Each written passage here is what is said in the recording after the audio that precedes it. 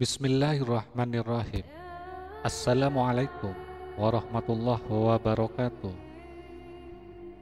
Syukur alhamdulillah kita masih diberi kesempatan untuk bertemu kembali di channel Kalampedia. Dengan harapan dan doa saya, semoga saudaraku semuanya selalu diberikan kesehatan dan keberkahan rezeki yang berlimpah serta dipanjangkan umurnya. Amin. Sahabat Kalampedia yang dimuliakan Allah, sholat malam sungguh menenangkan jiwa dan raga kita. Apalagi kita bisa mengerjakan sholat-sholat sunnah di sepertiga malam terakhir sebelum subuh.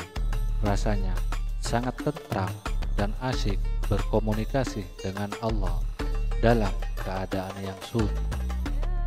Apalagi dilanjut dengan sholat fardu yang istimewa, yaitu sholat subuh, di mana waktu terjadi pergantian dari gelap menuju terang.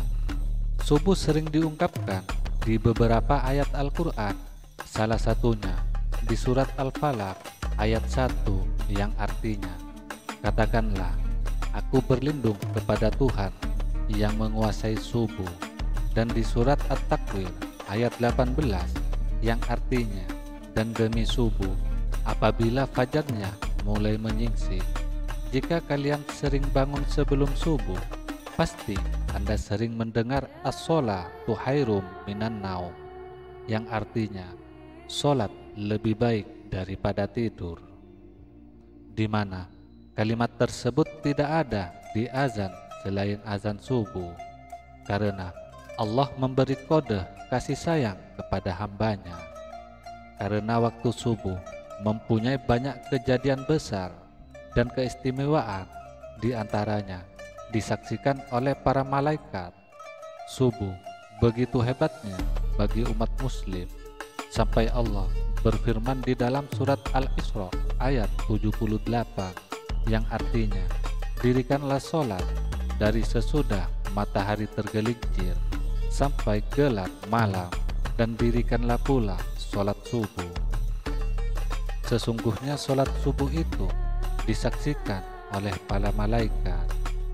Orang yang sholat subuh akan menjadi perhatian Allah kelak di hari kiamat, karena di waktu tersebut berkumpulnya malaikat siang dan malam, di mana para malaikat melaporkannya langsung kepada Allah Subhanahu wa Ta'ala apa saja yang dilakukan hambanya di waktu subuh, dan para malaikat mendoakan orang yang menjalankan sholat subuh.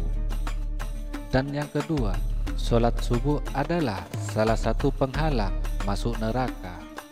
Sholat yang memiliki rakaat paling sedikit dibanding dengan sholat fardu lainnya, yaitu hanya sholat subuh. Namun, sholat ini sangat berat bagi sebagian orang.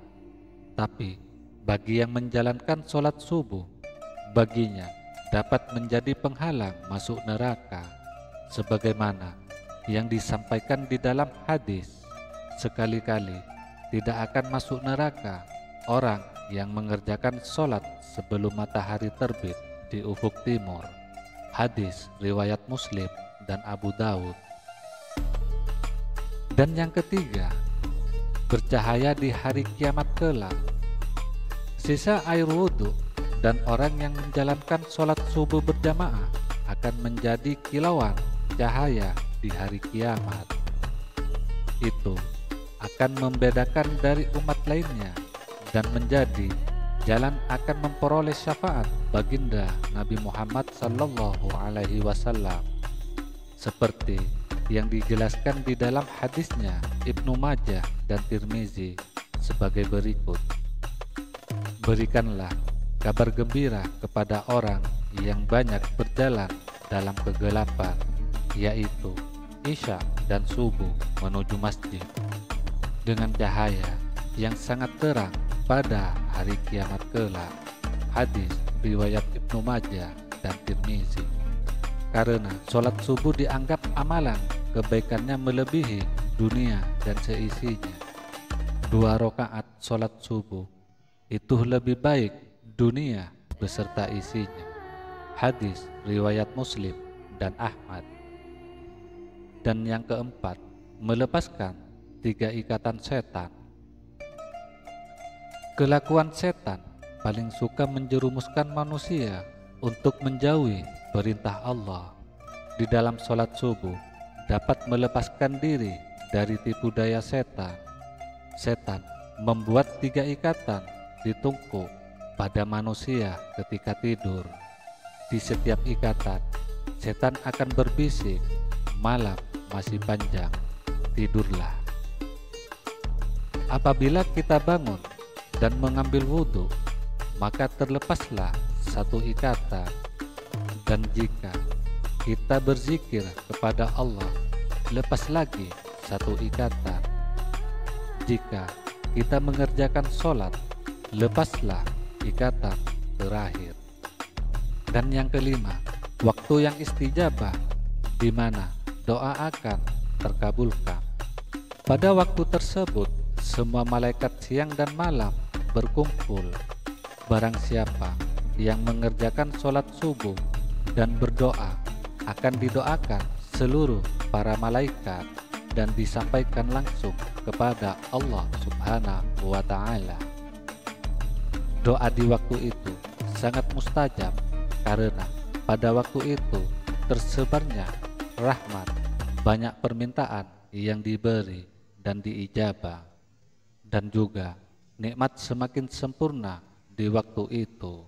Hadis riwayat Muslim. Demikianlah sebagian kecil keistimewaan waktu subuh yang bisa saya bagikan. Wallahu a'lam bishawab. Semoga ini bermanfaat untuk kita semua. Amin ya rabbal alamin. Wassalamualaikum warahmatullahi wabarakatuh.